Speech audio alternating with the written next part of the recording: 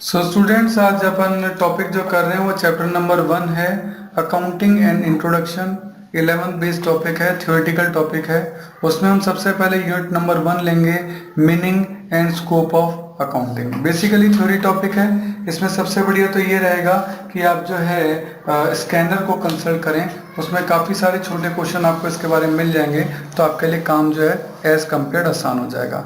सबसे पहले page number जो 1.2 है उसमें अगर अपन देखेंगे तो आपको ट्रांजैक्शन और इवेंट मिलेगा। इसके बारे में एक आध बार क्वेश्चन आया हुआ है कि ट्रांजैक्शन क्या होता है और इवेंट क्या होता है। तो देखिए इसके बारे में कि ट्रांजैक्शन का मतलब है लेन देन, यानी पैसा आना और जाना, यानी मनी का फ्लो होना। ठीक है। तो जैसे क्लोजिंग स्टॉक है, ये मनी का फ्लो नहीं है, तो ये इवेंट है। इसमें मनी का फ्लो नहीं हुआ। लेकिन हमने गुड्स परचेज की तो उसमें गुड्स का और मनी का फ्लो हुआ, तो वो ट्रांजैक्शन है। ठीक है। तो जो जितने भी ट्रांजैक्शन होते हैं वो इवेंट भी होते हैं। ठीक है। कोई घटना हुई तभी तो ट्रांजैक्शन हुआ, लेकिन ये जरूरी नहीं है कि सभी इवेंट भी ट्रांजैक्शन हो। जैसे क्लोजिंग स्टॉक इवेंट तो है लेकिन ट्रांजैक्शन नहीं है। तो सभी ट्रांजैक्शन इवेंट होते हैं, बट सभी इवेंट ट्रांजैक्शन नहीं होते हैं। तो इस बात का आपको ध्यान रखना है। क्लियर है। इसके अलावा अगर अपन देखें प्रोसीजर ऑफ अकाउंटिंग, अकाउंटिंग का प्रोसीजर क्या है, तो देखिए सबसे पहले इसके अंदर आपको जो दे रखा है वो है generating financial information.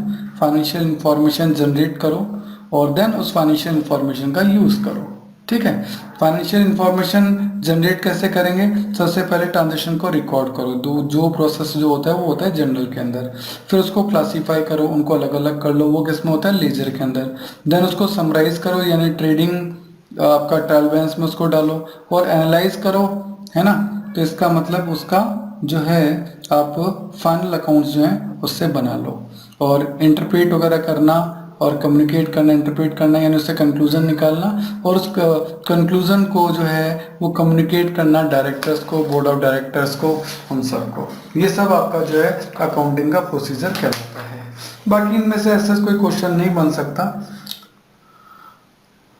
Process of accounting में अगर आप देखेंगे यहाँ पेज नंबर 1.7 पर, तो देखिए यहाँ ये है कि सबसे पहले इंफॉर्मेशन जो है इनपुट होती है। आप ट्रांजेक्शन को आप आइडेंटिफाई करते हैं, जो इकोनॉमिक इवेंट्स होते हैं उनको अकाउंटिंग साइकिल में लाते हैं और उससे आउटपुट निकालते हैं। अकाउंटिंग साइकिल से मतलब वही है, ट्रांजेक्शन्स को रिकॉर्ड करना, लीजर में डालना, ट्रायल बैलेंस में डालना और देन फाइनल अकाउंट में लाना। ठीक है। आउटपुट जो है वो कम्युनिकेट किया जाता है, यानी अकाउंट्स बन गए, उनको कम्युनिकेट किया जाएगा यूजर्स को। यूजर कौन होते हैं, दो टाइप के होते हैं, एक इंटरनल यूजर और एक एक्सटर्नल यूजर। इंटरनल यूजर यानी जो बिजनेस के अंदर ही है, जैसे board of director, partner, manager, officer, ये सब इंटरनल यूजर है।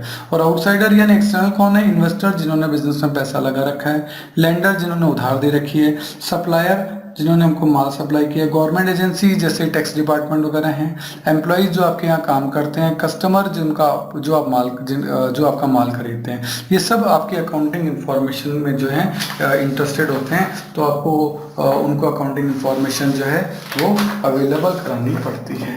ठीक है। तो इनके ऑब्जेक्टिव क्या हैं ये आप देख सकते हैं पेज नंबर 1.10 के ऊपर। ऑब्जेक्टिव ऑफ अकाउंटिंग सबसे पहले है कि systematic record of transaction, record को सिस्टमेटिकली ट्रांजेक्शन को रिकॉर्ड किया जाए, जिसमें book keeping, journal, ledger, trial balance आ जाता है। रिजल्ट्स पता लगाएं यानी ट्रेडिंग P&L बना लें। फाइनेंशियल पोजीशन पता लगाएं यानी बैलेंस शीट बना लें। और कम्युनिकेशन जो है वो करें वेरियस यूज़र को, यानी उनकी रिपोर्ट्स जो हैं वो आप बनाएं। तो इस तरीके से ये आपके ऑब्जेक्टिव्स होते हैं जो आपको ध्यान रखना है। ठीक है। देन आपका आया है पेज नंबर 1.12 पर। सही है। ये आपका है बुक कीपिंग और अकाउंटिंग में क्या डिफरेंस है। तो बुक कीपिंग का मतलब है रिकॉर्डिंग ऑफ ट्रांजैक्शन। ठीक है। जबकि अकाउंटिंग जो है वो समराइजिंग करना है अकाउंटिंग को, और ये बेस ऑफ अकाउंटिंग है, ये लैंग्वेज ऑफ अकाउंटिंग है। फाइनेंशियल स्टेटमेंट्स का पार्ट नहीं है, फाइनेंशियल स्टेटमेंट्स का पार्ट है।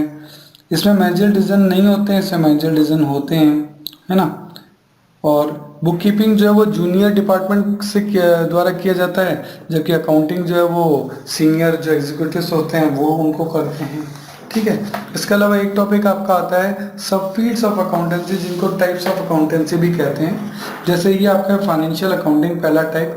फाइनेंशियल अकाउंटिंग जो बेसिकली होता है, इसके अंदर ट्रेडिंग अकाउंट बनाना, P&L, बैलेंस शीट, जर्नल, ये सब आते हैं। जो 11th में आप करते थे वो सारी की सारी आपकी फाइनेंशियल अकाउंटिंग थी, ठीक है ना।